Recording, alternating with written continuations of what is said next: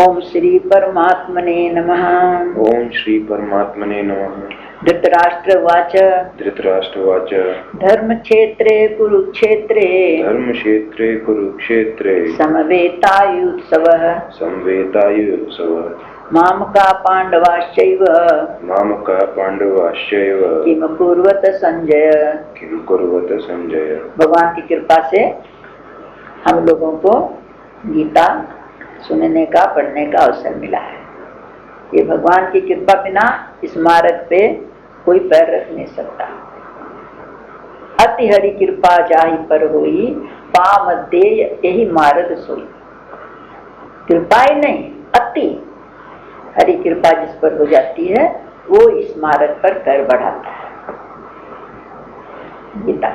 गीता की तरफ सत्संग की तरफ, अच्छे मार्ग। तो धृतराष्ट्र जब उधर युद्ध होने लगा तो धृतराष्ट्र से वेदव्यास जी ने कहा, धृतराष्ट्र ने कहा वेदव्यास जी से कि मैं भी युद्ध भूमि में जाऊं। तो वेदव्यास जी ने कहा तुम युद्ध भूमि में जाकर क्या करोगे, तुमको दिव्य दृष्टि दे देता हूं, तो यहीं से देख। तो धृतराष्ट्र बोला नहीं, मैं देखना भी नहीं चाहता। अभी तक मैंने किसी बच्चे को आंख से देखा ही नहीं। 100 बच्चे हो गए मेरे, मैंने किसी की शक्ल ही नहीं देखी। तो मरेंगे तो भी दिखलाई पड़ेगा, तो मैं जीतेंगे या मरेंगे कुछ भी करेंगे तो मैं क्या पहचानूंगा कौन है। अब फिर मरोगे तो क्या देखूं, जब बचपन से लेकर अब तक नहीं देखा, तब खाली जानना सुनना चाहता हूं। तो संजय को वेदव्यास जी ने दिव्य दृष्टि दे दी कि ये तुमको सुनाता रहेगा। 10 दिन तक धृतराष्ट्र के पूछने की हिम्मत नहीं हुई कि जानता ये क्या हो, युद्ध में क्या होने वाला है।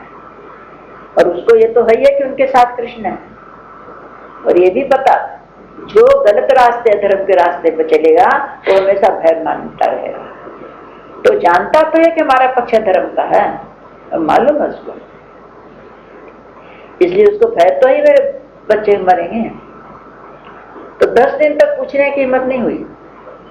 10वें दिन जब भीष्म पितामह गिर गए बाण सैया पर, वो खबर आई, तब पूछ रहा संजय से, संजय क्या हुआ, युद्ध में क्या हुआ। पहला ये वार किसने किया था। जो पहला वार करता उसी की तरफ ये कहा जाता है कि उसने युद्ध किया। तो सोचता था कि पहला वार तो लोग किए होंगे, तो दोष तो उन्हीं को होगा, पांडवों को। लेकिन पांडवों का देखो, पहला शंख पांडवों का ही बजना चाहिए था। कोई किसी से अपना लेने को जाए तो पहला यही कहेगा ना, भाई हम लेने को आए, हमारा राज दो, नहीं तो युद्ध। लेकिन उन लोगों को इतनी उतावल है कौरवों को, पहला शंख को ये लोग बजाए इतनी जल्दी। तो संजय ने और शुरू से सुनाना, संजय तो शुरू से देख रहा है, तो शुरू से सुनाना शुरू किया पहले दिन से। अब बात हो रही है 10 दिन बाद बात।